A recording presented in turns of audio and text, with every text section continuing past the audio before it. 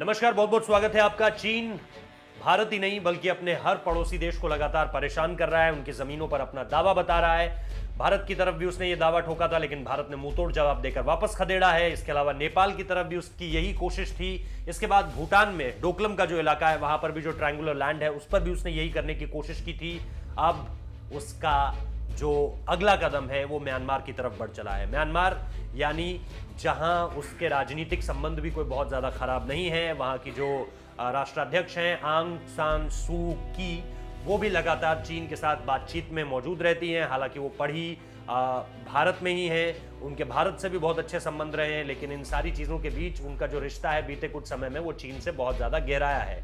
Nobel prize जीत चुकी हैं, लेकिन इससे इतर जो एक बात सामने निकल कर आ रही है, परेशानी उनके लिए कैसे खड़ी हो रही है कि चीन अब उनकी जमीन पर भी दावा ठोक चुका है। और दावा ठोकना तो आसान भाषा में मैं कह रहा हूं, बल्कि वहां पर जो कटीले तारों की फेंसिंग होती है, जिसे बार्ब्ड वायर्स कहते हैं, वो भी वहां पर गाड़ चुका है। पूरा का पूरा मामला यह है कि म्यांमार के अखबार, अगर मैं इरावडी के खबर के मुताबिक, देश की सेना के प्रवक्ता मेजर जनरल ला मिनतुन ने कहा है कि चीन ने पोस्ट संख्या BP 125 के पास रविवार को बाड़ लगाने का काम शुरू किया है।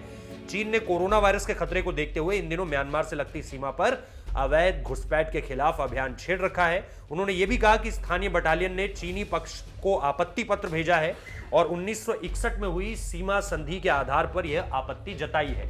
ये कुछ वैसा ही है जैसा भारत ने लगातार, चाहे वो गलवान का मसला हो या गलवान से पहले भी जो 62 का युद्ध हुआ था, उस पर भी जो लगातार हमने बातचीतें देखी हैं कि लगातार चीन की तरफ से क्लेम किया जाता रहा हमारी टेरिटरी पे, लेकिन जब चीन नहीं माना तो भारत ने भी वहां पर तारबाड़ लगाई थी, एक फेंसिंग की थी, उस पर भी चीन नहीं माना तो फिर हमने पलटवार किया था और मुंह तोड़ जवाब दिया था चीन का।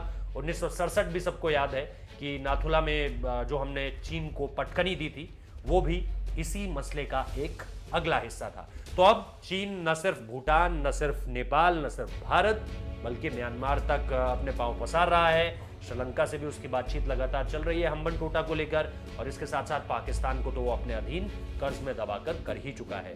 ये चीन की चाल है कि इस पूरे के पूरे एशिया महाद्वीप के इलाके को, आसपास उनके जितने भी क्षेत्र हैं, उस पर कब्जा कर सके, अतिक्रमण कर सके। ताइवान भी इसका एक उदाहरण है। बहुत बहुत शुक्रिया इस वीडियो को देखने के लिए।